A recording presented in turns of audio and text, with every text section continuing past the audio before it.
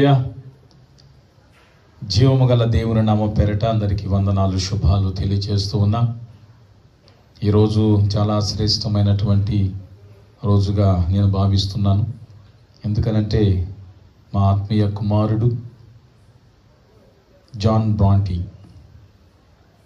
ఇతను అశోక్గా ఉన్నప్పుడు ఎంతో భయంకరమైనటువంటి జీవితాన్ని దేవునికి విరోధంగాను, తల్లిదండ్రులకి దుఃఖాన్ని గాను, సమాజానికి ఆయాసాన్ని, వేదనని కలిగించినటువంటి బిడ్డ. ఎన్నో కేసులతో సతమతమవుతూ మరి ఎంతో ఘోరమైనటువంటి జీవితాన్ని జీవించాడు. మత్తు పదార్థాలకి బానిసై, వ్యసనాలకి బానిసై, భయంకరమైన చీకటి జీవితాన్ని జీవించి ఆ జీవితం పట్ల అసహ్యతను కలిగి, ఏ లోకాన్నైతే ప్రేమించి, ఏ లోకం అయితే ఆశపడి జీవించాడో ఆ జీవితం అంతా వ్యర్థమని తెలుసుకొని ఆ పాపిష్టి జీవితాన్ని విడిచిపెట్టి, ఆ వ్యసనాలను విడిచిపెట్టి, త్రాగుడును విడిచిపెట్టి, సమస్త విధములైన అవిధేయతను విడిచిపెట్టి దేవుని ప్రేమకు ఆకర్షితుడై, దేవుని ప్రేమ చేత పట్టబడి మార్చబడి ఈ రోజున మన మధ్య ఒక గొప్ప సాక్షిగా, దేవుని ప్రేమను పంచే సాక్షిగా మన మధ్య అశోకు నిలబడుతున్నాడు. మరి మా ఆత్మీయ కుమారుడు అశోక్ని ఆహ్వానిస్తూ ఉన్నాం. గత సంవత్సరం అనగా గత నెల డిసెంబర్ 29వ తారీఖున బాప్తీసం తీసుకొని ఈ బిడ్డ యేసుక్రీస్తుని సొంత రక్షకుని అంగీకరించి బాప్తీసం తీసుకొని సంఘములో చేర్చబడి దేవుని యొక్క గుణాతిశయాలను ప్రచురపరిచే సాక్షిగా మన మధ్యలో నిలబడుతున్నాడు. ఈ బిడ్డని దేవుడు బహుగా దీవించి ఆశీర్వదించునగాక.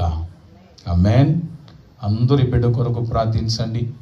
ఈ బిడ్డ దేవుని కొరకు గొప్ప సాక్షిగా ఉండాలి, అనేకులకు ఆదర్శవంతంగా ఉండాలి. దేవుడు ఈ బిడ్డ ద్వారా మహింపరచబడాలి. ఈ బిడ్డ జీవితం ద్వారా దేవుడు సంతోషించాలి. ఈ బిడ్డ కొరకు ప్రార్థిస్తారు కదూ. ప్రార్థించే మీ అందరినీ దేవుడు దీవించునుగాక. ఇతను చెప్పే సాక్ష్యాన్ని మనం విందాం, విని మన జీవితాన్ని తరచి చూచుకుందాం. ఆమేన్. Praise the lord. సమయం ఇచ్చిన దైవజనులకి, కల్వరి ఇమ్మాన్యుయల్ మినిస్ట్రీ సంఘానికి ప్రభు అయిన యేసుక్రీస్తు నామంలో నా వందనాలు. నా పేరు అశోక్ కుమార్. నేను బెన్ సర్కిల్ దగ్గర ఉంటాను. నేను అక్కడ నుండి వచ్చాను. మరి మా తల్లిదండ్రులకి మేము ముగ్గురం పిల్లలం. మా అన్నయ్య, నేను, మా చెల్లి. మరి చిన్నప్పటి నుంచే మా అమ్మ నాన్న మమ్మల్ని ఎంతో గారాబంగా పెంచారు. ఒక మాట అనకుండా, ఒక దెబ్బ వేయకుండా మమ్మల్ని పెంచడం జరిగింది. మరి నేను అది అలుసుగా తీసుకొని ఈ లోకంలో నా ఇష్టానుసారంగా బతకడం నేను మొదలుపెట్టాను. మరి 10th క్లాస్ వరకు నేను బాగానే ఉన్నా. నేను మరి నా 10th అయిపోయిన తర్వాత కాలేజీకి వెళ్ళిన టైంలో లోకపరమైన స్నేహానికి నేను చాలా ఆకర్షితుడయ్యాను. నాకు అప్పుడే కొంచెం స్నేహితులు ఏర్పడ్డారు, నా ఫ్రెండ్ సర్కిల్ పెరిగింది. నేను ఎలాంటి వారితో స్నేహం చేస్తూ ఉండేవాళ్ళు అంటే, బాగా వ్యసనాలకు బానిసైన వాళ్ళు, గంజాయి తాగేవాళ్ళు, డ్రగ్స్ తీసుకునేవాళ్ళు, మరి గొడవలకు వెళ్ళే రౌడీ షీటర్లు, వీళ్ళందరూ నా ఫ్రెండ్స్. నేను వాళ్ళకి చిన్నప్పుడే ఎంతగానో ఆకర్షితున్నయ్యాను. మెల్లమెల్లగా నా జీవితాన్ని నేను కూడా, నా జీవితం నాకేమీ తెలియకపోయినా నేను వాళ్ళని చూసి ఇన్స్పైర్ అవుతూ వాళ్ళలాగా నేను కూడా తయారవడం జరిగింది. నేను ఎలా తయారయ్యానంటే, నేను వాళ్ళని చూస్తూ ఇన్స్పైర్ అయ్యాను. నేను వాళ్ళకంటే నేను మించిపోయాను. పూర్తిగా నా అవతారం, నా భాష, ప్రతి ఒక్కటే పూర్తిగా మారిపోవడం జరిగిపోయింది. అంత ఇదిగా నేను ఆకర్షితుని అయిపోయాను వాటికి. మరి నేను మాటలు ఎలా ఉండేయంటే, నా మాటకు ముందు ఒక బూతు, తర్వాత ఒక బూతులు లేకుండా నేను మాట్లాడకుండా ఉండేవాడిని కాదు. మరి ఆ రకంగా నేను నా వ్యర్థమైన మాటలు మాట్లాడుతూ ఉండేవాడిని. చిన్న పెద్ద అని గౌరవిస్తూ ఉండేవాడిని కాదు. చిన్న వయసులోనే నేను మరి మత్తు అనే ఆటకి అలవాటు పడ్డాను. మందు తాగడం చిన్న వయసులోనే మరి నేర్చుకొని మరి నా అవతారం కూడా మెల్లమెల్లగా ఒక విచిత్రంగా నేను ఏర్పాటు చేసుకోవడం జరిగింది. అమ్మాయికి వల్లే ఒక 2 చెవు పోగులు కుట్టించుకోవడం, ఒంటి నిండా పచ్చబొట్లు వేయించుకోవడం, నా బట్టలు కూడా నేను విడ్డూరంగా వేసుకొని ఏదైతే ఈ లోకంలో అందరినీ ఆకర్షించుకోవాలని జీవితం జీవిస్తూ ఉండి నేను చిన్నప్పుడే చాలా వ్యసనాలకు బానిస అయ్యి గొడవలకు వెళ్తూ ఉండేవాడిని. చిన్న వయసులోనే నా మీద 3 ఎఫ్ఐఆర్లు పోలీస్ స్టేషన్లో ఫైల్ అయినాయి. మరి ఆ రకమైన గొడవలకి వెళ్తూ ఉండేవాడిని. ప్రతి ఒక్కరిని కొడుతూ ఆ మత్తులో, తాగకముందు మళ్ళీ బాగానే ఉండేవాడిని, తాగిన తర్వాత ప్రతి ఒక్కరితో గొడవలు పెట్టుకుంటూ ఉండేవాడిని. మరి 3 ఎఫ్ఐఆర్లు చిన్నప్పుడులోనే నా మీద ఫైల్ అవడంతో నేను పోలీసు వాళ్ళకే దొరకకుండా తిరుగుతూ ఉండేవాడిని. కానీ నా బుద్ధిని అయితే నేను మార్చుకోలేదు.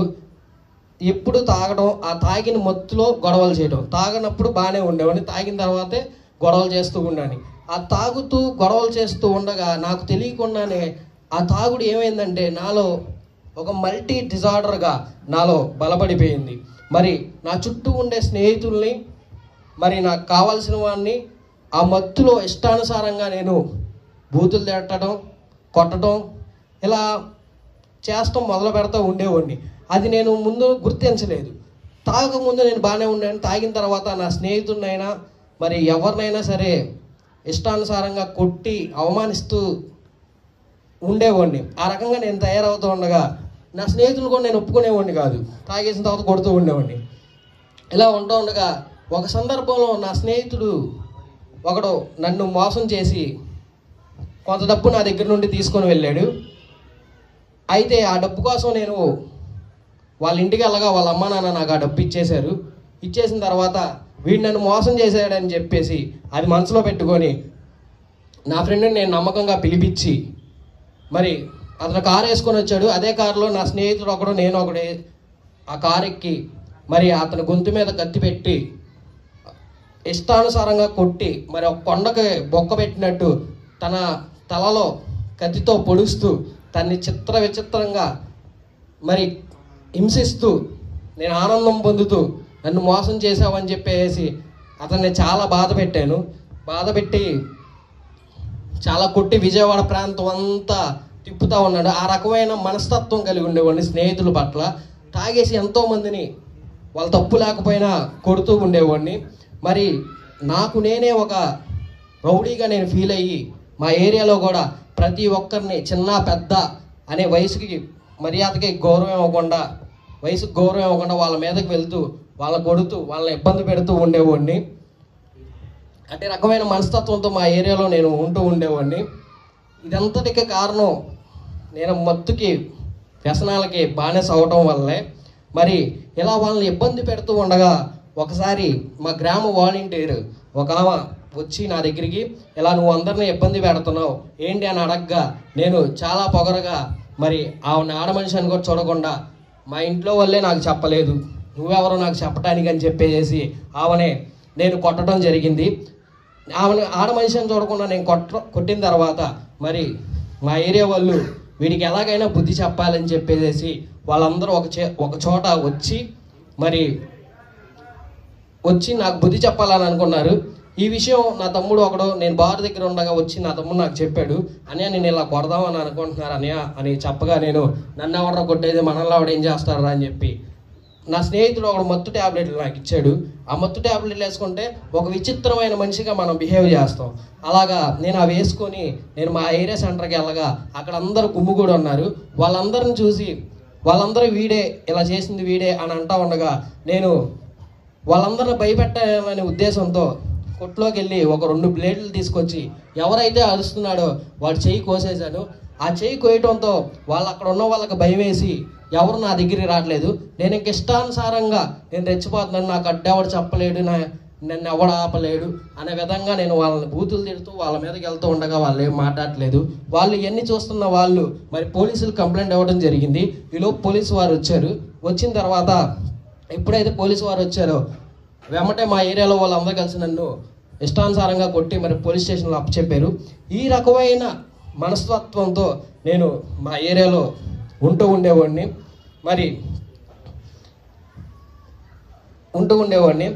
మరి ఈ వ్యసనం అనేది చాలా త్వరగానే నా కుటుంబం మీద కూడా ప్రభావం చూపించింది.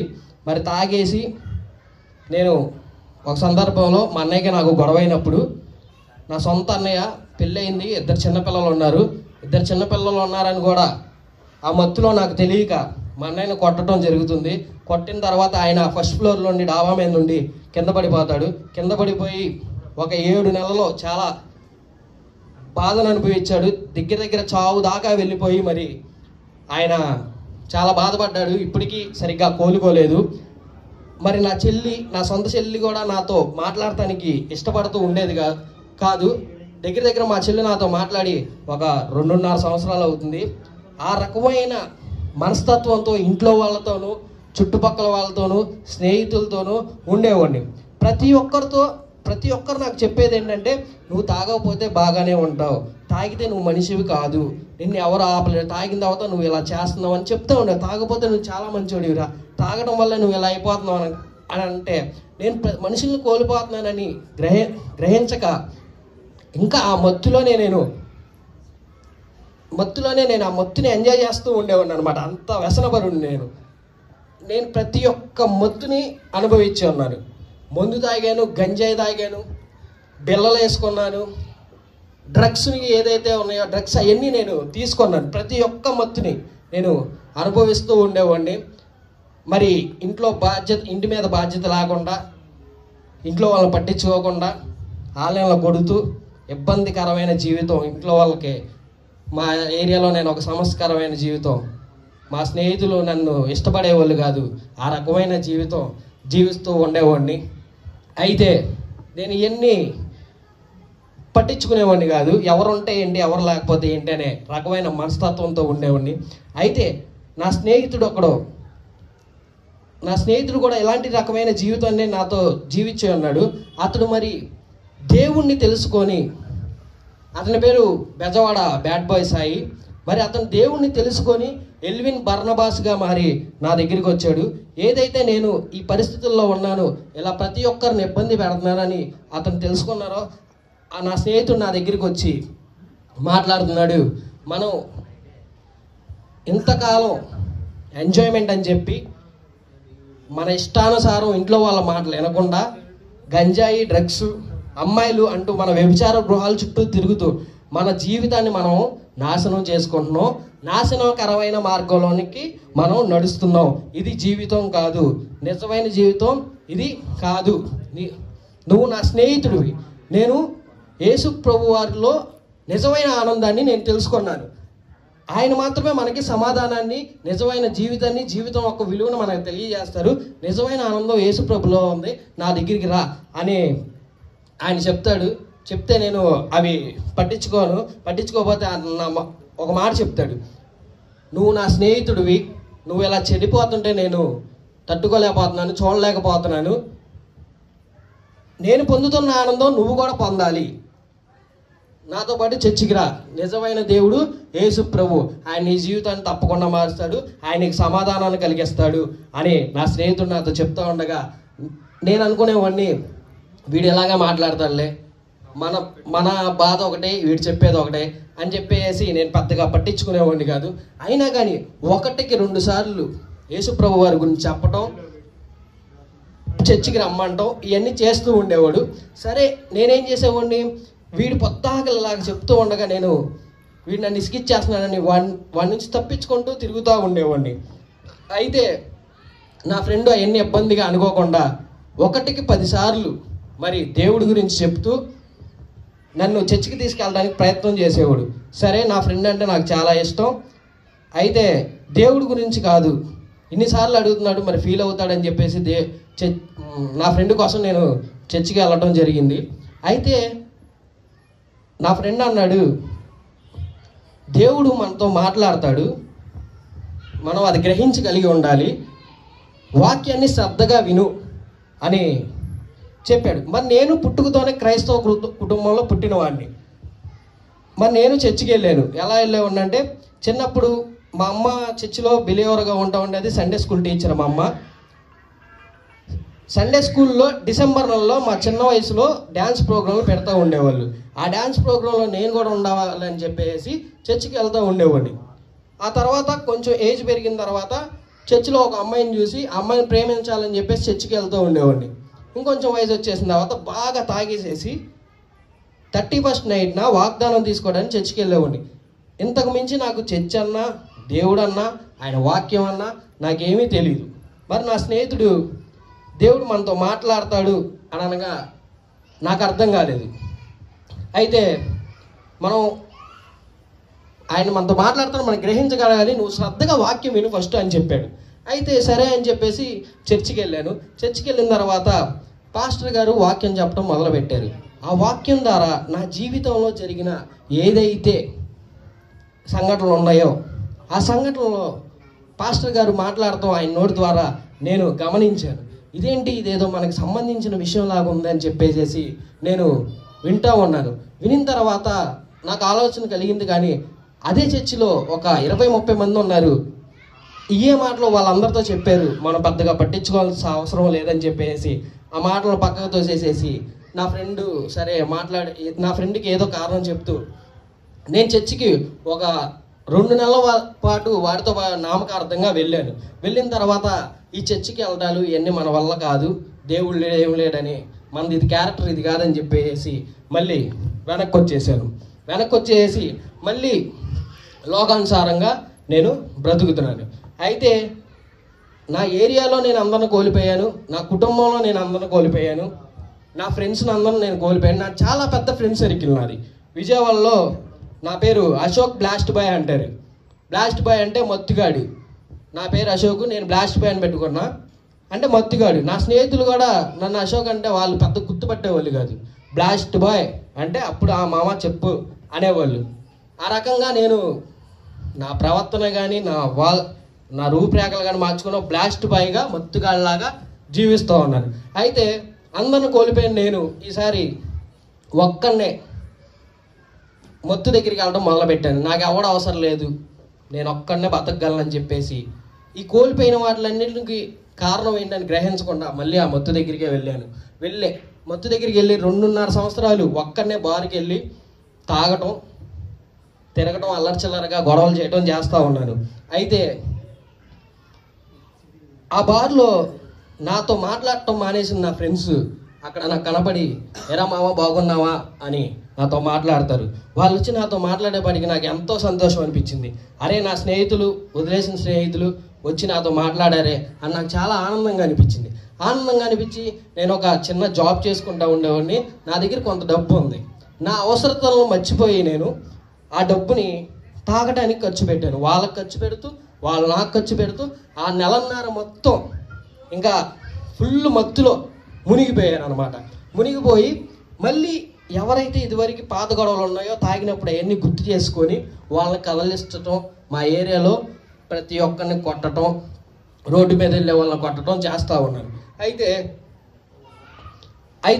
మా పక్కింటి వాళ్ళకి నాకు ఒక చిన్న గొడవ ఉంది.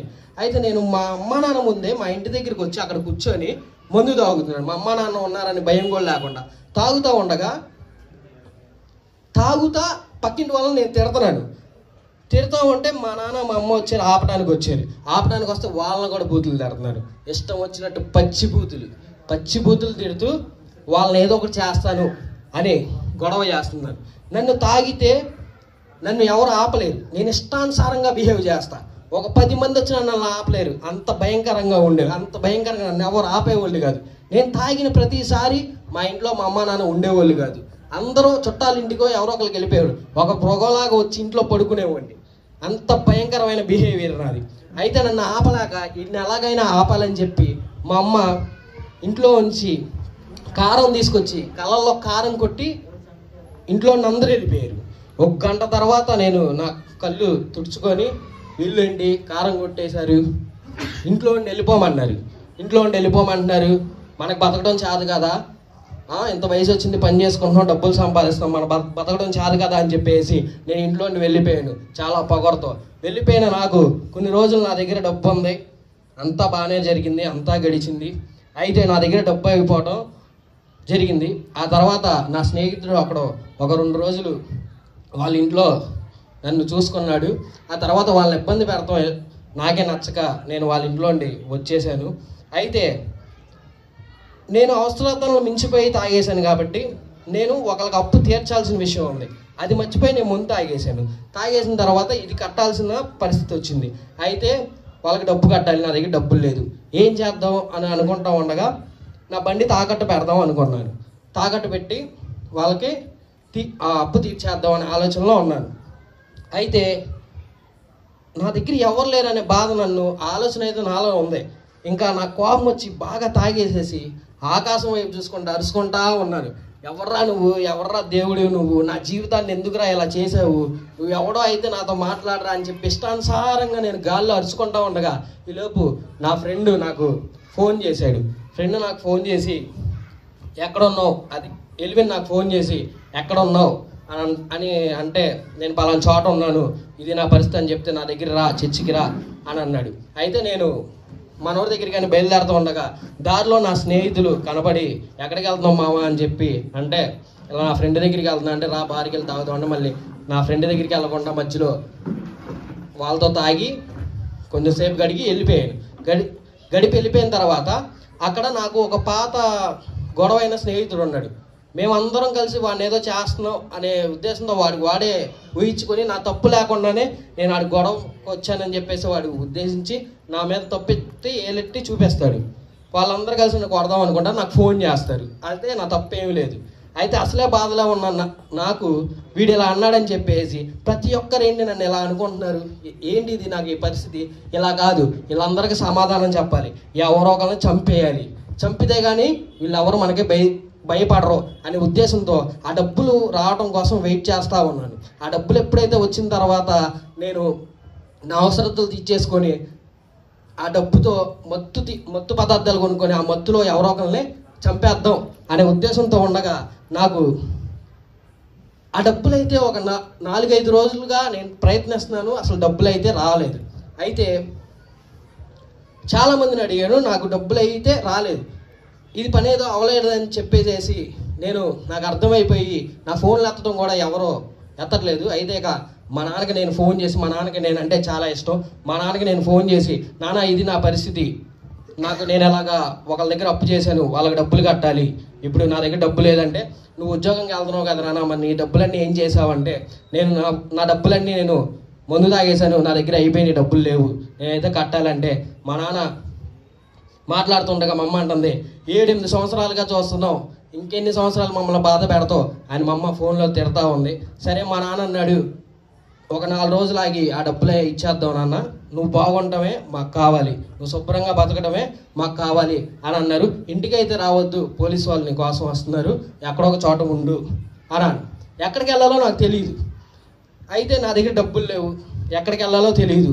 ఇక నా స్నేహితుడు వాడికి ఫోన్ చేసి మందు తాగడానికి డబ్బులు వేయించుకొని ఆ బార్లోకి వెళ్ళి ఏంట్రా నా జీవితం ఎలా అయిపోయింది అని బాధపడుతూ తాగిన మందు బాటిల్తోనే ఆ మందు బాటిల్ పగలగొట్టేసేసి నా చేతులు కోసేసుకొని ఏంట్రా ఎలా అయిపోతుందని బాధపడుతూ ఉండగా మళ్ళీ నా స్నేహితుడు ఆ టైంలో నాకు ఫోన్ చేస్తాడు, ఎల్విన్. ఫోన్ చేసి ఎక్కడ ఉన్నావు అని అడుగుతాడు. నేను ఇలా పలానా చోట ఉన్నానంటే నువ్వు నా దగ్గర రా అంటాడు. సర్లే అని చెప్పి మా ఫ్రెండ్ దగ్గరికి నేను వెళ్తాం జరిగింది. అతడు నా చేతులు కడిగి వాళ్ళ ఇంటికి తీసుకెళ్ళి ఇప్పటికైనా దేవుడిని నమ్ముకో అశోక్ అని అంటాడు. ఆ మాట అనగానే నేను నా స్నేహితుడితో నువ్వు ఉండరా బాబు, దేవుడు దేవుడు దేవుడు అంటావు ఎప్పుడు, నువ్వు చూసావా దేవుణ్ణి అని నేను అడుగుతాను. నా ఫ్రెండ్ అన్నాడు, దేవుణ్ణి ఎవరు చూడలేరు అశోక్, దేవుడు ఎవ్వరు చూడలేని వెలుగై ఉన్నాడు అని నా స్నేహితుడు నాతో చెప్తాడు. అయితే వీడితో మనం మాట్లాడలేమని చెప్పేసేసి ఇలా కాదు, నువ్వు ఇప్పుడు నమ్ముకున్న దేవుడు కాదు, ఇదివరకు ఏ దేవుడినైనా నువ్వు చూసావా అని నేను అడగడం జరిగింది. అయితే నా ఫ్రెండ్ అంటాడు, ఆ దేవుళ్ళు ఎవరి గురించి నాకు తెలియదు కానీ నేను నమ్ముకున్న దేవుడు 2000 సంవత్సరాల క్రితం ఈ భూమి మీదకి వచ్చి నేను చేసిన మనుషులు చేసిన పాపాల కొరకు ఆయన రక్తాన్ని కార్చి శిలువలో ఆయన ప్రాణాన్ని పెట్టి సజీవుడై తిరిగి లేచి ఆయన పరిశుద్ధాత్మ రూపంలో మన మధ్యలో ఉన్నాడు, ఆయన నీ జీవితాన్ని తప్పకుండా బాగు చేస్తాడు అని నా స్నేహితుడు నాతో చెప్తాడు. చెప్పిన తర్వాత నాతో కలిసి చర్చికి రమ్మని చెప్తాడు. చర్చికి రమ్మంటే సరే అని చెప్పి నాకు ఇంకో ఆప్షన్ లేదు, చాలా బాధలో ఉన్నాడు. సరే అని చెప్పి ఉదయాన్నే లేపాడు, చర్చికి వెళ్దాం రెడీ అవ్వన్నాడు. రెడీ అవటాలు ఏం లేవు, చర్చికి రమ్మన్నా వస్తా అంతే అని చెప్పేసి అలాగే మురిగ్గా అలాగే మందు వాసనతో నేను ఈ చర్చికి రావడం జరిగింది. చర్చికి వచ్చిన తర్వాత నా ఫ్రెండ్ మళ్ళీ చెప్పాడు, దేవుడు మనతో మాట్లాడతాడు, మనం అది గ్రహించగలిగి ఉండాలి అని అన్నారు. ప్రార్థన చేసుకో, ఆయన నీతో మాట్లాడాలని ప్రార్థన చేసుకో, నీకు సమాధానం కలిగించాలని ప్రార్థన చేసుకో అని చెప్పాడు. సరే, నేను చర్చిలోకి వచ్చి చాలా బాధగా నేను హృదయంతో నాతో మాట్లాడి ప్రభువా నాకు సమాధానాన్ని కలగజేయి అని 2 ముక్కలు ప్రార్థన చేసుకొని అక్కడ కూర్చున్నాను. కూర్చున్న తర్వాత పాస్టర్ గారు వాక్యం చెప్పడం మొదలుపెట్టారు. వాక్యం ద్వారా దేవుడు నాతో మాట్లాడుతూ నేను గమనించాడు. ఏమని అంటున్నారంటే, మన జీవితంలోకి కష్టాలు శ్రమలు వచ్చాయని చెప్పి మనం బాధపడకూడదు. ఆ కష్టాలు శ్రమల ద్వారా దేవుడు ఆయనలో బతికేటందుకు మనల్ని సిద్ధపరుస్తాడు అని పాస్టర్ గారి ద్వారా దేవుడు నాతో మాట్లాడుతూ నేను గమనించాను. విరిగి నలిగిన మనసు అంటే ఇష్టం ఆయనకి అని చెప్పిన మాట నన్ను ఎంతగానో ఆకర్షించింది. ఆ తర్వాత ఎన్నో బాధలు, ఎంతో దిగులుగా ఉన్న నాకు దేవుడు మాట్లాడినాడు, దిగులు పడకు, దేన్ని గురించి పట్టించుకోకు అని మాట్లాడంగానే నాలో ఉన్న నా హృదయంలో చాలా నెమ్మది, ప్రశాంతత, కొంచెం ఓదార్పు నాకు కలిగింది. మరి ఆ తర్వాత నేను పాస్టర్ గారి దగ్గరికి వెళ్ళి ప్రేయర్ చేయించుకున్నాను. ఆయన నాకు ప్రేయర్ చేశారు. మరి నేను ఎంతో మందు తాగేసి వచ్చినా కానీ, ఎంతో నేను విడ్డూరంగా విచిత్రంగా, ఎంత మురిగ్గా ఉన్నా కానీ ఆయన ప్రేమతో దగ్గరికి తీసుకొని ఆయన నాకు ప్రార్థన చేయడం జరిగింది. బయటికి వెళ్ళిన తర్వాత నా స్నేహితుడు ఎల్విన్ వచ్చి అడగగా నా అనుభవాన్ని నేను పంచుకోగా ఇప్పుడు ఏం చేద్దాం అనుకుంటున్నాం అనగా నేను చెప్పాను, నా అవసరాలతో మించిపోయి నేను తాగేశాను, నేను ఇప్పుడు వాళ్ళకి అప్పు కట్టాలి, బండి తాకట్టు పెడదామని చూస్తున్నాను, ఎవరు నాకు సహాయం చేయట్లేదు, నీ వల్ల ఏమన్నా అయితే ఎవరినైనా అడుగు అంటే నాకు తాకట్టు పెట్టే వాళ్ళు ఎవరు తెలియదు, నీకోసం ఒకళ్ళని అడుగుతా అని చెప్పేసి ఒక అన్నకు ఫోన్ చేశారు, ఇలా బండి తాకట్టు పెట్టాలని చెప్పేసి. ఆయన మాట్లాడదాం రా అని చెప్పారు. అయితే సర్లే అని చెప్పి నా స్నేహితుడి ఇంటికి వెళ్ళాం. నా స్నేహితుడి ఇంట్లోకి వెళ్ళాడు. నేను ఇంటి కింద కూర్చొని ఉన్నాను. ఉండగా ఇంకో స్నేహితుడు నాకు కనపడ్డాడు. నేను వాడిని పలకరించగా వాడిని నన్ను చూసి ఎవర్రా ఈడు అనే విడ్డూరంగా చూశాడు. నన్ను దగ్గరికి వచ్చేదాకా కూడా గుర్తుపట్టలేదు. అంత భయంకరంగా నేను మారిపోయాను. ఇంటికి వెళ్ళి 5 రోజులైంది. అవతారం బాగాలేదు, పిచ్చోళ్ళలాగా ఉన్నాను. నేను రా అశోక్ అంటే ఏంటి బాబాయ్ ఎలా అయిపోయావు, ఎందుకు ఇలా చేస్తున్నావు అని నా స్నేహితుడు అంటాడు. మరి నా స్నేహితుడు ఎల్విన్ వచ్చి మరి అన్న దగ్గరికి తీసుకెళ్ళారు. మరి అన్నతో మేము ఫోన్లో మాట్లాడింది లేదు, ఏమీ లేదు. అన్నకి నాకు పరిచయం లేదు. నా స్నేహితుడు కూడా ఎప్పుడు అతను డబ్బులు అడగలేదంట.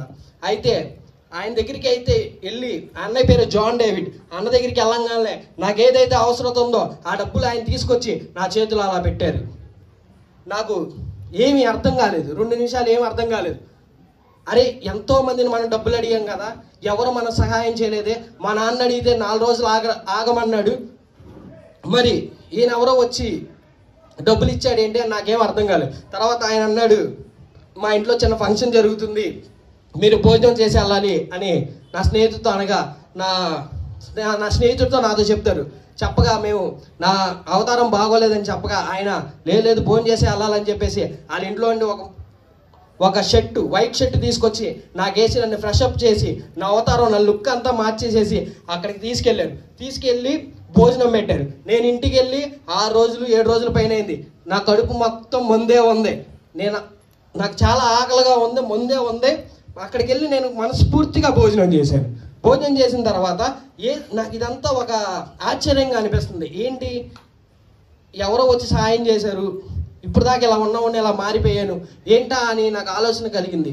నా ఫ్రెండ్ నాతో అన్నాడు, సరదాగా అంటున్నాడు వెటకారంగా, ఏంటి బాబాయ్ చర్చికి వచ్చావు, నీ పనులు అయిపోయినాయి అర్రే అన్న మాట్లాడుతున్నాడు. వాడు సరదాగానే అంటున్నాడు కానీ నిజంగానే నేను ఆలోచిస్తున్నాను లోపల, ఏంటి నేను ఇలా జరిగినాయి ఏంటి ఇలా అయిపోతున్నాయి అని ఆలోచిస్తున్నాను. అయితే ఎప్పుడైతే నాకు వాక్యం ఓదార్పుగా కలిగిందో వాళ్ళ ఇంటికి వెళ్ళిన తర్వాత మా ఫ్రెండ్ ఇంట్లోకి వెళ్ళాడు. నేను వాళ్ళ ఇంటి సందులో కూర్చొని మళ్ళీ వాక్యం వినడం మొదలుపెట్టాను. వాక్యం ద్వారా అయితే బైబిల్లో ఒక మాట ఉంది. ఆ మాట నన్ను దేవుడి వైపు ఎంతగానో ఆకర్షించింది. ఆ మాట ఏంటంటే, ఆది యందు వాక్యం ఉండెను, వాక్యం దేవుడి వద్ద ఉండెను, వాక్యం దేవుడే ఉండెను. అంటే వాక్యం ద్వారా మనతో మాట్లాడేది దేవుడే అనేది నాకు అర్థమయ్యి సరే అని చెప్పేసి మళ్ళీ వాక్యం ఉందామని పెట్టాను. పెట్టగా ఏదైతే నాకు అప్పుడు జరిగిందో సిచ్యువేషను, వాక్యం ద్వారా దేవుడు అన్నాడు, మనకు అనుగ్రహించింది ఏదైనా దేవుడి కృప ద్వారా అనుగ్రహించబడుతుంది. ఆయన కృప లేకపోతే మనం ఏది పొందలేము. ముందు మన మీద ఆయనకి దయ కలగాలి. ఆ దయ కలిగితే ఆయనకి మనిషి మన మీద దయ చూపడానికి కారణం అవుతాడు. నా సందర్భం, నా సిచ్యువేషన్ ఏదైతే ఉందో ఆ సిచ్యువేషన్ తగినట్టు దేవుడు నాతో మాట్లాడుతున్నాం నేను గమనించాను. తర్వాత నా అవతారం మార్చారు. ఏమన్నా పరిశుద్ధాత్మ దేవుడు చెక్కుతాడు నిన్ను ఆయన రీతిలో అని వాక్యం ద్వారా దేవుడు అంటా ఉన్నారు. కడుపు నిండా భోజనం పెట్టారు, నా యొద్దకు వచ్చి వాడికి ఆకలిని దప్పికను ఉండవు అని వాక్యం ద్వారా ఆ సమయంలో దేవుడు నాతో మాట్లాడగా నాకు ఎంతగానో ఆశ కలిగింది. వాక్యం మీద, నా జీవితం మీద మళ్ళీ ఆశ కలిగింది. నా అనుభవాన్ని నా స్నేహితుడితో పంచుకోగా ఆయన జీవం కలిగిన దేవుడు, ఆయన ఎవరికైనా అతి సమీపంగా ఉండే దేవుడు అని నా స్నేహితుడు నాతో చెప్పగా, ఎప్పుడైతే నామకార్థంగా చర్చికి వెళ్ళానో మళ్ళీ ఆ చర్చికి నేను వెళ్ళడం మొదలుపెట్టాను. సాయంత్రం నా స్నేహితుడితో కలిసి ఆ చర్చికి వెళ్తూ ఉండగా ఆ చర్చి గోడ మీద ఒక మాట రాసి ఉంది. ఏంటంటే, ప్రయాసపడి భారం మోసుకొని ఉన్న సమస్త దీనులారా నా యొద్దకు రండి, నేను మీకు విశ్రాంతి కలగజేతును అని దేవుడు వాక్యం ఆ గోడ మీద రాసి ఉంది. ఆ గోడ మీద ఆ మాట ఎవరో నాతో డైరెక్ట్గా మాట్లాడినట్టే నా హృదయానికి అనిపించింది. వెళ్ళాను, అక్కడ కూర్చున్నాను, మోకాలు దండేసి ప్రార్థన చేసుకోవడం మొదలు పెట్టాను. దేవా, నాకు సాయం చేసిన జాన్ డేవిడ్ గారు అన్నారు, ఆయన ఎవరో కూడా నాకు తెలిసి సాయం చేశారు. ఒకటే మాట అన్నారు, దేవుడికి థ్యాంక్స్ చెప్పు అన్నారు. అక్కడ తీసుకెళ్ళిన నా ఎలివిన్ బ్యాడ్ బాయ్ సాయి నా ఫ్రెండ్, ఆ ఫ్రెండ్ కూడా ఏమన్నారంటే దేవుడికి థ్యాంక్స్ చెప్పు అన్నారు. అయితే ఆ మందిరంలోకి వెళ్ళి నేను మోకాళ్ళు వేసి ముందు ఆయన కృతజ్ఞతాస్తుతులు చెల్లిస్తాను. దేవా, నాకు సహాయం చేసావు, కృతజ్ఞతలు. ఇప్పుడు నేనేం చేయాలో నాకు అర్థం కావట్లేదు, మీరు నాకు దారి చూపించండి. నా జీవితానికి ఏం చేయాలో నాకు తెలియట్లేదు, ఎటు వెళ్ళలేను దేవా అని చెప్పేసి ఆ 2 ముక్కల ప్రార్థన చేసుకొని అక్కడ కూర్చొని ఉండగా వాక్యం ద్వారా దేవుడు మళ్ళీ మాట్లాడుతున్నాడు. భయపడకము, నేను నీకు మోషేకి తోడై ఉన్నట్టు తోడై ఉంటాను, నిబ్బరం కలిగి ధైర్యంగా ఉండు, దేవుడు వాక్యానుసారం నడువు అని దేవుడు నాతో మాట్లాడతారు.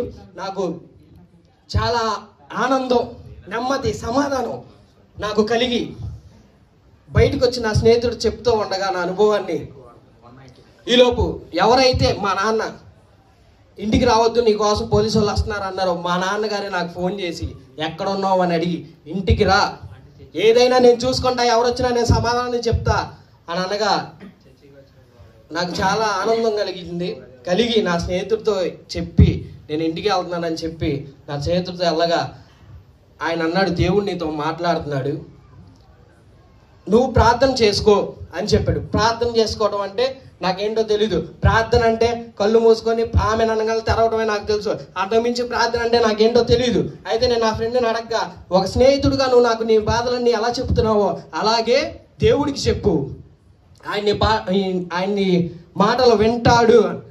నాకు ప్రార్థన చేయడం కూడా రాదు, మరి ఆయన వింటాడంటావని నేను అడిగితే, ఎప్పుడు అలా అనుకో మాకు అశోక్, వచ్చి రాని ప్రార్థన వినువాడు ఆయన అని చెప్పి నన్ను మా ఇంటి దగ్గర డ్రాప్ చేశాడు. నేను ఉదయాన్నే లెగిసి మరి ప్రార్థించడంగా, ప్రభువా నాకు ప్రార్థన చేసుకోవడం ఇవన్నీ ఏం తెలియదు ప్రభువా, మీరు నాకు ఎంతగానో సహాయం చేశారు, మీరు నాతో మాట్లాడుతున్నారు అని ఒక రకమైన ప్రార్థన చేసుకున్నాను. కొంచెం నమ్మి కొంచెం నమ్మనట్టుగా ప్రార్థన చేస్తూ ఉండగా మరి వాక్యం వినటం అయితే నాకు అలవాటు అయింది. వాక్యం వింటూ ఉన్నాను. వాక్యం పెట్టగా వాక్యం ద్వారా మళ్ళీ దేవుడు అంటున్నాడు, దీన మనసుడై ఆ బలమైన చేతి కింద, నీతి సూర్యుని చేతి కింద నిన్ను నువ్వు తగ్గించుకొని అప్పచెప్పుకో, విశ్వాసంతో ప్రార్థన చేయి, నీ విశ్వాసం నిన్ను స్వస్థపరచును, నీకు స్వస్థత కలుగునుగాక అని దేవుడు నాతో మాట్లాడాడు. ఆ మాటలకి నాకు నాలో బలమైన ఆశ కలిగింది. అప్పుడు దాకా నేను నా జీవితం అయిపోయింది, నేను ఇంకా నాకు అవసరం లేదు, అన్నీ చూసేసాను, నా జీవితం ఇంకా అవసరం లేదు, నాకేది అవసరం లేదు అనుకున్నా నా జీవితంలోకి ఆయన మళ్ళీ ఆశ కలిగించాడు. ఆశ కలిగించి మరి నా స్నేహితుడు దేవుడి ద్వారా సాక్షిగా వాడబడతా ఉన్నారు పలు ప్రాంతాల్లో. నేను కూడా నా అంతటి నేనే నా స్నేహితుడికి మరి ఫోన్ చేసి, నేను నీతో పాటు వస్తాను అనగా అతను నన్ను తీసుకొని వెళ్తాడు. తీసుకొని వెళ్ళి నేను ఆశగా చూస్తున్నాను, వాక్యం వినాలి, వాక్యం ద్వారా దేవుడు ఏం మాట్లాడతాడు, మనం ఏం తెలుసుకుంటాం, మనం ఎలా ఉండాలని ఆశ నాలో కలిగింది. అయితే ఆ రోజు అక్కడ వాక్యం లేదు. వాక్యం లేకపోగా నా ఫ్రెండ్ సాక్ష్యం ఉంది. సరే అని చెప్పి ఆ సాక్ష్యం నేను ఎన్నోసార్లు విన్నాను, యూట్యూబ్లో కూడా చూశాను. అయితే సరే అని చెప్పేసి నా స్నేహితుడు సాక్ష్యం చెప్తా ఉండగా నేను అక్కడ కూర్చొని ఆ సాక్ష్యం వింటున్నాడు. ఒక్కొక్క మాట మాట్లాడుతూ ఉండగా ఆ మాటలన్నీ వాడు ఒప్పుకుంటా ఉండగా ఆ మాటలన్నీ నా కళ్ళ ముందే చేశాడు. వాడి పక్కన నేను కూడా ఉన్నాను. నాకు అనిపించింది, నిజమే కదా, వీడి ఎన్ని నా ముందే చేశాడు, మరి వీడి ఈ రోజు ఇలా ఎందుకు అయిపోయాడు, వీడిని మార్చిన దేవుడు నన్నెందుకు మార్చలేడు అనేది నాకు ఇక్కడ చాలా బలంగా పడిపోయిన తర్వాత ఈ మాటలో నేను నా స్నేహితుడితో పంచుకొని తిరిగి తాడేపల్లిగూడెం నుండి వస్తూ ఉండగా ఒక వ్యక్తి నాకు ఫోన్ చేస్తాడు. ఇదివరకు ఎవరినైతే నేను ఇబ్బంది పెట్టానో కత్తితో బెదిరేస్తాను, ఆ వ్యక్తిని నిన్ను చంపేస్తానని చెప్పేసేసి బెదిరించగా ఆయన నాకు మరి సంవత్సర కాలం తర్వాత ఫోన్ చేసి, ఆ రోజు నువ్వు నన్ను బెదిరించావు ఇలాగా, ఈరోజు రా చూసుకుందాం ఇద్దరం, నువ్వా నేనా, ఈరోజు తేలిపోవాలి అది ఇదని మాట్లాడుతూ ఉంటాడు. అయితే నా స్నేహితుడు ఆ ఫోన్ తీసుకొని అతనితో మాట్లాడి ఆ ఫోన్ని బ్లాక్లో పెట్టి నెంబర్ డిలీట్ చేసేస్తాడు. చేసేసిన తర్వాత నాకైతే మాత్రం నా మైండ్ మొత్తం ఇంకా దేవుడు ఇంత మాట్లాడి నాతో సమాధానం ఇది ఇలా ఇచ్చాడనేది మొత్తం పోయి నా దృష్టి అంతా వాడి మీద ఉంది. వాడిని ఏదో ఒకటి చేసేయాలి, వాడు నాకు ఫోన్ చేసి మాట్లాడే అంత ఇది ఉందా అని చెప్పేసి నేను ఇంకా వాక్యం వినటం లేదు, ఏమీ లేదు, వాడి నెంబర్ కోసం వెయిట్ చేస్తున్నా, వాడికి ఫోన్ చేయాలని చెప్పేసి. అయితే ఈలోగా ఎప్పుడైతే నామకార్థంగా నేను చర్చికి వెళ్ళే వాక్యం ఆ చర్చికి వెళ్ళిన సమయంలో నాకు నోటిఫికేషన్ పడగా నేను అది ఓపెన్ చేశాను.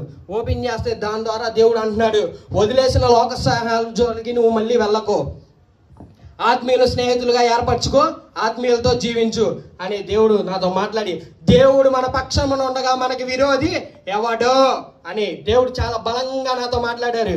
మాట్లాడిన తర్వాత మళ్ళీ నాకు అర్థమైపోయింది, ఈయన నాతో ఉన్నారు, నా మాటలు అంటున్నారు, నన్ను గమనిస్తున్నారు, ఈయన నా యేసు ప్రభు వారు నేను మొరబెట్టుకు వింటున్నారని నాకు అర్థమయ్యి ఇంకా మళ్ళీ అడుగుతా ఉన్నాను, ఎందుకు ప్రభువా నాకు ఇన్ని కష్టాలు, ఎందుకు నా జీవితంలో ఇన్ని కష్టాలు ఇచ్చారు, ఎందుకు అని 1కి 10 సార్లు అడగ్గా ఆయన అన్నాడు, ఇన్ని కష్టాలు నీకు ఎందుకు అనుకునే బదులు నీకున్న ధన్యత ఎవ్వరికి లేదని దేవుణ్ణి స్తుతించు అని ఆ మాట అన్నారు. ఆ మాట ఎందుకు అన్నారో కూడా నాకు ఆ టైంలో నాకు సరిగ్గా అర్థమే కాలేదు. ఈసారి నా స్నేహితుడు ఒకడు ఫోన్ చేశాడు, బార్లో ఉండి, మామ రారా మామ మందు అవుదాం అని చెప్పేసి. మందు అవుదాం అని చెప్తే నేను లేదు, నేను దేవుడి గురించి ఆలోచించడం మొదలుపెట్టాను. లేదు నేను రానని చెప్పేసి ఫోన్ కట్ చేసేసిన తర్వాత నేను ఆలోచిస్తున్నాను, అసలు నేను అందరిలాగా తాగేసేసి నీట్గా తాగేసేసి ఏ గోళ లేకుండా పడుకుంటే ఎంత బాగుండేది, నేను కూడా మొత్తం ఎంజాయ్ చేస్తూ ఉంటే ఎంత బాగుండేదో కదా అని నా మనసులో నేను మాట్లాడుతూ అనుకుంటున్నాను. అయితే అందరూ పీతలా తాగుతున్నారు, నత్తలా పడుకుంటున్నారు, మనకు కూడా ఆ వరం ఉంటే ఎంత బాగుండేది అని చెప్పేసి నేను అనుకుంటా ఉన్నాను. అయితే మా ఆత్మీయ తండ్రి గారు చెప్పిన ఒక మాట గుర్తొచ్చింది. ఆయన ఉదయాల్ని నిర్మించిన దేవుడు, హృదయ అంతరంగాలు ఎరిగిన దేవుడు అని మా ఆత్మీయ తండ్రి గారు నాకు చెప్పారు. అయితే నేను హృదయంలో అనుకున్న మాటలకి దేవుడు సమాధానం ఇచ్చారు. అందరూ వేరు, నువ్వు వేరు, కొన్ని కఠినమైన పరిస్థితులు నీ జీవితంలోకి అనుమతించి దేవుళ్ళలో బతికేందుకు నేను బాల్యం నుండి చెక్కుకొచ్చాను అని దేవుడు నాతో మాట్లాడుతున్నాను. నీ స్వబుద్ధిని ఆధారం చేసుకొని నువ్వు ఏదైతే చేస్తూ ఉన్న ప్రతి అన్నిటిలో నీకు ఓటమని అనుమతించింది నేను. ఎందుకు ఎలాగా అంటే మనిషి అనేవాడు మరి అంత త్వరగా దేనికి లోపడ్డండి, ఏదైనా వాడికి దెబ్బ తగిలితే కానీ లైన్లోకి రాడు. ఆ విధంగా నా జీవితం మొత్తాన్ని దేవుడు నా గడిచిన జీవితం మొత్తం తాలూకా మొత్తాన్ని దేవుడు నాకు 2 మొక్కల్లో తేల్చి చెప్పేశాడు. మొహం మీద కొట్టినట్టు నాకు అర్థమైపోయింది నా జీవితం ఏంటో అని చెప్పేసి. మళ్ళీ ఆయనలో తప్ప నాకు ఇంకా బతుకు లేదు, జీవితం లేదని నాకు అర్థమైంది. అయితే ఇక ఎందుకు దేవా నేనంటే నీకు ఎందుకు దేవా ఎంత ప్రేమ, ఎందుకు ప్రభు మీరు నాకు ఎంత ప్రేమ చూపిస్తున్నారు అని నేను అడగడం మొదలుపెట్టాను. అయితే ఆయన అంటున్నాడు, నువ్వు పుట్టక ముందే నా కుమారుడివి, నువ్వు తల్లి గర్భంలో ఏర్పడక ముందే నా కుమారుడి, నిన్ను నిర్మించిన వాడిని నేను, నువ్వు నన్ను గుర్తించిన వాడివి, అయినా నువ్వు అంటే నాకు అమితమైన ప్రేమ, ఎందుకంటే నిన్ను ఈ చేతులారా నేను నిర్మించాను, ఇప్పుడు నువ్వు నన్ను ఎరిగి ఉన్నావు, అశ్రద్ధ చూపించకుండా నిశ్చయముగా నీకు తోడే ఉంటాను అని దేవుడు నాకు చెప్పాడు.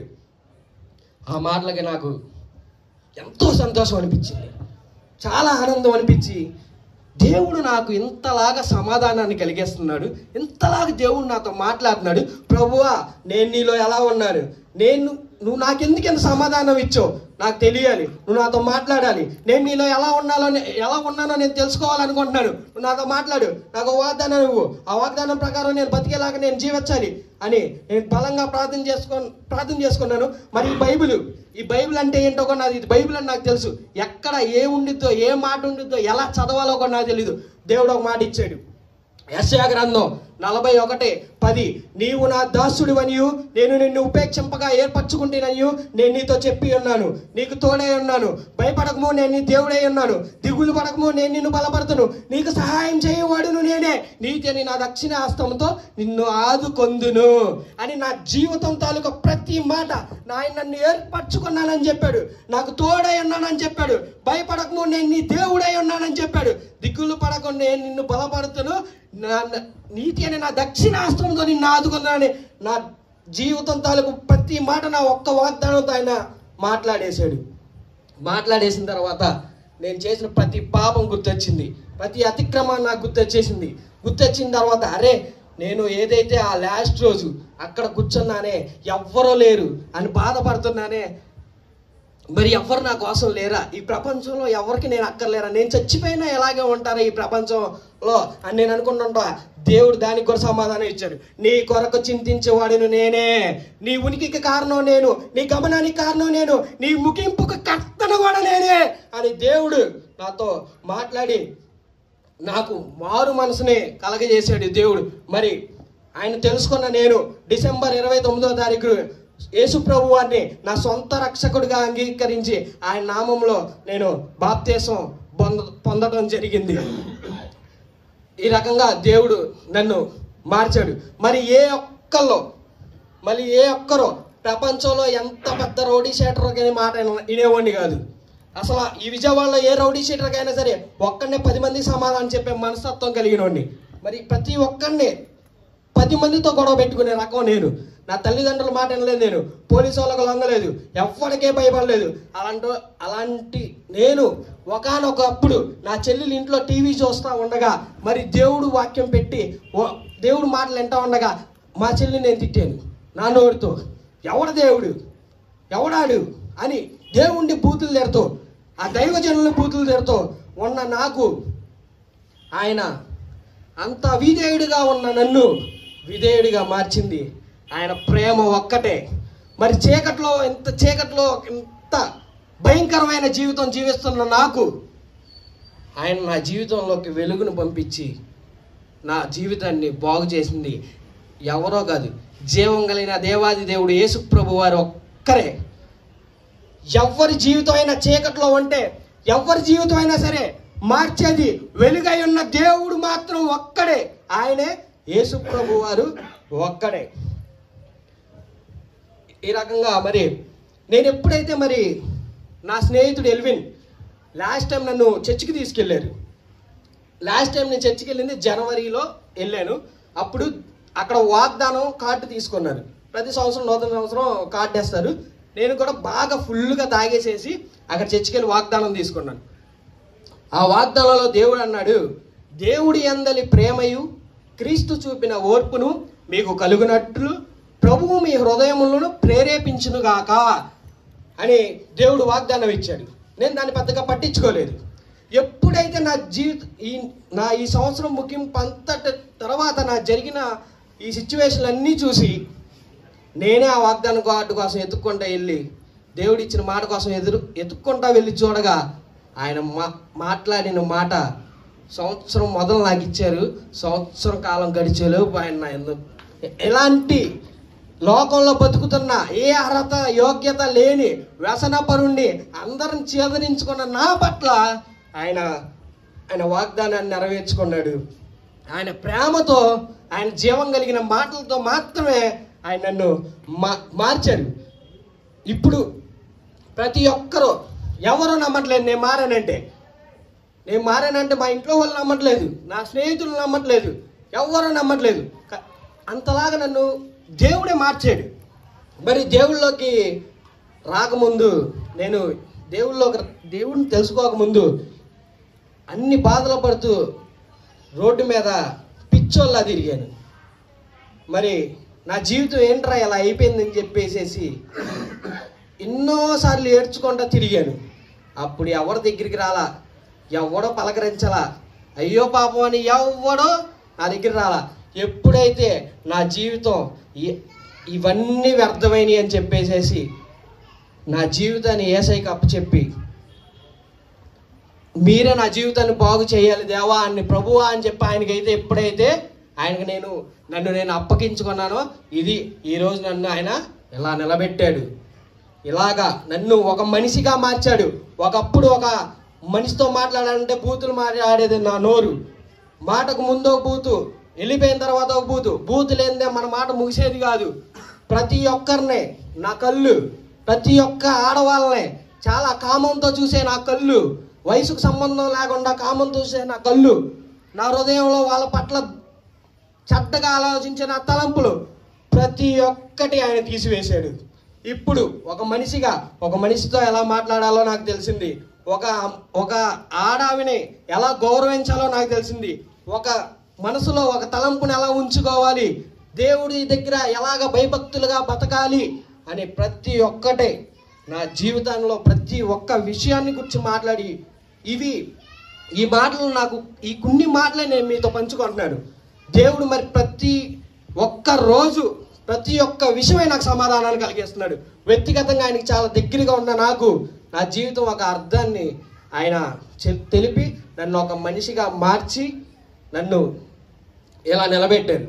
మరి ప్రతి ఒక్కరూ నిజమైన దేవుణ్ణి, జీవం కలిగిన దేవుణ్ణి తెలుసుకోవాలి. మనం సృష్టిని ఆరాధించకూడదు, సృష్టికర్తని ఆరాధించాలని నాకు అర్థమైంది. మరి దేవుణ్ణి తెలుసుకోవడం ఎలా అని మీకు అనిపించవచ్చు. దేవుణ్ణి తెలుసుకోవడం ఎలా అంటే, మనకి ఏదైతే కష్టం వచ్చిందో, సరే కష్టం, బాధ, దుఃఖం, ఏదో ఒక విషయంలో మీరు బాధపడతారు. ఆ బాధ పడినప్పుడు మీరు వెళ్ళి మనుషులతో పంచుకుంటారు. అది కాదు, మీరు ఏ విషయం అయితే బాధ కలిగిందో ఆ విషయాన్ని తీసుకెళ్ళి దేవుడి దగ్గర మొరపెట్టండి, దేవుడి దగ్గర ప్రార్థించండి. ఆయన నామములో మోకాళ్ళు వేసి కన్నీరు కాచి ప్రార్థన చేయండి. ఆయన మీకు తప్పకుండా విడుదల కలిగిస్తాడు, సమాధానం కలిగిస్తాడు. నమ్మబోతే మానేయండి, నమ్మాల్సిందే. ఎందుకంటే నేనే ఉదాహరణ. ఇంత ఘోరమైన జీవితానికి ఆయన సమాధానం కలిగించాడు. ఆయన తప్పకుండా మీ ప్రార్థనలో కూడా వింటాడు. ఆయన ప్రతి వారికి అతి సమీపంగా ఉన్న దేవుడు. ఆయన జీవం గల దేవుడు. ఆయనే నిజమైన దేవుడు. ఆయనే మన సొంత రక్షకుడు. మనం ఒక మాట చెప్తాను. ఇప్పుడు మనం మన జీవితంలో మన పిల్లలనైనా, మన పిల్లలనైనా, లేదంటే మన చుట్టాలనైనా, ఇంకొన్నైనా ప్రతి దాంట్లో మంచినే ఎత్తుకుంటాం మనం. ఎలాగంటే నువ్వు మంచిగా ఉండాలిరా, నువ్వు మంచిగా చదువుకోవాలిరా, నువ్వు మంచిగా పైకి రావాలి అని మనమే అన్నీ మంచి అని మనమే మంచిని ఎత్తుక్కుంటాం. ఇప్పుడున్న సిచ్యువేషన్లో ఎవరిలో మంచి లేదు, మంచి అయితే లేదు. అందరూ పాపానికి ఇదైపోయారు. ఇలాంటి పాపుల కొరకే, ఇలాంటి చీకటి బ్రతుకుల కొరకే ఆయన నరావతారిగా ఈ భూమి మీదకి వచ్చి ఆయన పరిశుద్ధ రక్తాన్ని కార్చి సిలువలో ప్రాణం పెట్టి ఆయన మళ్ళీ లెగిచి పరిశుద్ధాత్మ రూపంలో మన మధ్యనే మనకి చాలా దగ్గరగా ఉన్నాడు. మరి ఇది తెలియక నేను కూడా చాలాసార్లు మాట్లాడా. తర్వాత తెలుసుకున్న ఏమైంది, ఆయన కొంచెం మైక్ పెట్టుకొని మాట్లాడుతున్నా. అలా ఉండిద్ది. మరి ప్రతి ఒక్కరూ మొన్న వీడియో చూసా, వాడు అన్నాడు బైబిల్ అంతా చదివేశా నేను, ఈ బైబిల్లో స్వేచ్ఛ లేదు, నేను వెళ్ళిపోతున్నా అన్నాడు. ఎందుకు కావాలి నీకు స్వేచ్ఛ? దేనికి కావాలి నీకు స్వేచ్ఛ? ఒక అమ్మాయిని తప్పుడుగా చూడటానికి స్వేచ్ఛ కావాలా? తప్పుడు పనులు చేయడానికి స్వేచ్ఛ కావాలా? ఆయన చెప్పింది ఒకటే, నీతిగా యథార్థతగా నాలాగా పరిశుద్ధంగా బతుకు, నీకు నిత్య జీవాన్ని కలగజేస్తా అని చెప్పాడు. నీకెందుకయ్యా స్వేచ్ఛ? ఇలాగా మరి దేవుడు మనకు 2 ఆప్షన్లు ఇచ్చాడు. ఒకటి లోకంలో బతకడానికి, ఒకటి పరిశుద్ధంగా బతకడానికి. లోకంలో బతకడానికి ఎవడైనా బతుకుతాడు. నేను అలాగే బతికొచ్చాను దేవుడి గురించి తెలియక. దేవుళ్ళో బతకడం అనేది అంత ఆషామాషి విషయం కాదు. దేవుళ్ళో బతకడం అనేది అనేస్తారు గొర్రెలు. సమస్య ఏదైనా సమాధానకర్త ఒక్కడే. మరి నేను ఏదైతే ఈ లోకంలో ఎగిరెగిరి పడ్డానో, బైబిల్లో మాట ఉంది, నాశనానికి ముందు గర్వం, పడిపోవటానికి ముందు అహంకారమైన బుద్ధి నడిచిద్ది అన్నాడు. ఆ రకంగానే నేను జీవించా, ఆ రకంగానే నేను నాశనం అయిపోయా, నేను పడిపోయా. కానీ నేను పడిపోయినప్పుడు లేవనెత్తిన జీవం కలిగిన దేవుడు అక్కడే, ఆయనే యేసుక్రీస్తు. ఆయనే నా సొంత రక్షకుడు. ఈ విషయం మరి మీ అందరూ తెలుసుకొని, మరి ఎందుకు పడుతున్నావు, ఎందుకు చచ్చిపోతున్నావు అంటే నీ దగ్గర ఒక సమాధానం ఉందా? చచ్చిపోయి నువ్వు ఎక్కడికి వెళ్తున్నావు, మరి ఏమైపోతున్నావు? ఈ లోకంలో జీవితం శాశ్వతం కాదు. అసలైన జీవితం మనకి ఇంకొకటి ఉంది. మన మరణం మన జీవితానికి ముగింపు కాదు, అది ఒక మలుపు మాత్రమే. అసలైన జీవితం మనకి ఉంది. అది తెలుసుకొని మేము నిజంలో బతుకుతున్నాం. మీరు కూడా అబద్ధాన్ని వదిలేసి నిజాన్ని తెలుసుకొని యేసు ప్రభు వారు మీ సొంత రక్షకుడిగా అంగీకరిస్తారని, మరి మీ సత్యాన్ని తెలుసుకొని మార్గాన్ని మార్చుకుంటారని హృదయపూర్వకంగా కోరుకుంటున్నాను. మరి నన్ను ఎంతగానో మరి ఒక ఈ లోకంలో చాలా వ్యసనపరుడుగా ఎవరికి నచ్చనటువంటి నన్ను ఎంతో ప్రేమగా నన్ను దగ్గరికి తీసుకున్న మా ఆత్మీయ తల్లిదండ్రులకి, కల్వరి ఇమ్మాన్యుయల్ మినిస్ట్రీస్ సంఘం అంతటికి ప్రభు పేరిట నా జీవితాంతం నేను రుణపడి ఉంటాను. మరి నన్ను వాళ్ళు ప్రతిరోజు దేవుళ్ళు వాళ్ళు ఎంతో ప్రయాసపడుతున్నారు, నేను అది చూస్తున్నాను. దేవుళ్ళు ఆత్మీయంగా ప్రతి ఒక్కరిని బలపెట్టాలని వాళ్ళు ఎంతగానో కష్టపడతా ఉన్నారు. మరి దేవుడు వారికి ఎంతగానో సహాయం చేయాలని కోరుకుంటూ, నా జీవితాన్ని మార్చిన ఆ దేవాది దేవుడికి సమస్త మహిమ ఘనత ప్రభావం చెల్లించుకుంటూ నా సాక్ష్యాన్ని మీ వినికిడిలో దీవించగలిగాక కోరుకుంటున్నాను. Praise the lord. హల్లెలూయా. దేవునికి మహిమ కలుగునగాక. మరి మన ఆత్మీయ కుమారుడు అశోక్ జాన్ బ్రాంటీ ఇంతవరకు చాలా శ్రేష్టమైనటువంటి సాక్ష్యాన్ని, తన అనుభవ సాక్ష్యాన్ని, ఒకప్పుడు దేవునికి దూరంగా అంధకార జీవితం, లోకములో శాపగ్రస్తమైన జీవితం, తల్లిదండ్రులకు దుఃఖాన్ని వేదనని కలిగించినటువంటి కుమారుడు,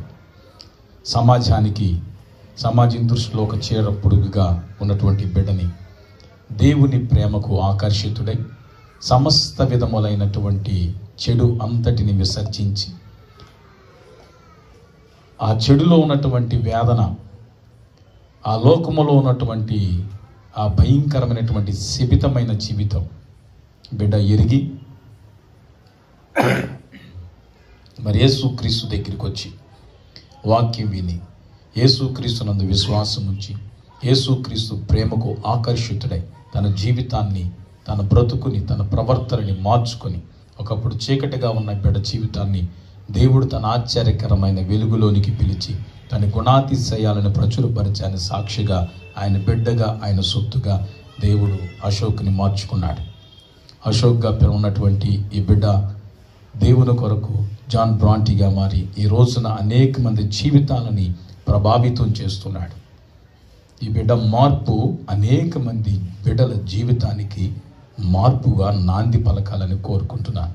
ఈ బిడ్డ దేవుని కొరకు జీవించాలి, దేవుని కొరకు బ్రతకాలి, మరి లోకాన్ని విసర్జించి లోకం పట్ల అసహ్యతను కలిగి దేవుని మార్గాన్ని, నీతి మార్గాన్ని, సత్య మార్గాన్ని ఎంచుకొని దేవుని కొరకు బ్రతకాలని తీర్మానం చేసుకొని దేవుని కొరకు జీవిస్తున్న ఈ బిడ్డ అనేకులకు మాదిరిగా ఉండాలని, అనేక మందికి ఆదర్శవంతుడిగా ఉండాలని, ఈ బిడ్డ జీవితం అనేకులకు సాక్షాత్కరంగా దేవునికి మహిమకరంగా ఉండాలని ఈ బిడ్డ విషయంలో కోరుకుంటున్నాం.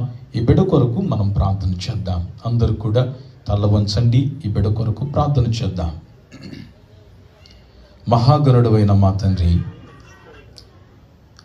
పాపముల చేతను అపరాధముల చేతను సచ్చిన వారమైన మమ్ములను, సర్వలోక మానవాళిని మీరు ప్రేమించారు. నీతిమంతుడు ఒక్కడు లేడు, అంతటా అందరూ పాపము చేసి దేవుడు అనుగ్రహించే మహిమను పొందలేకపోతున్నారు అని వాక్యంలో రాయబడిన రీతిగా ఒకప్పుడు దేవునికి దూరస్తులుగాను, దేవుణ్ణి ఎరగని వారముగాను, లోకములో ఉన్నటువంటి భయంకరమైన పాపాన్ని జురుకుంటూ పాపములో పొరలాడుతున్న మా జీవితాలని దేవుని ప్రేమ చేత, క్రీస్తు ప్రేమ చేత మా బ్రతుకులను మార్చినందుకు తండ్రి మీకు స్తోత్రాలు చెల్లిస్తున్నా.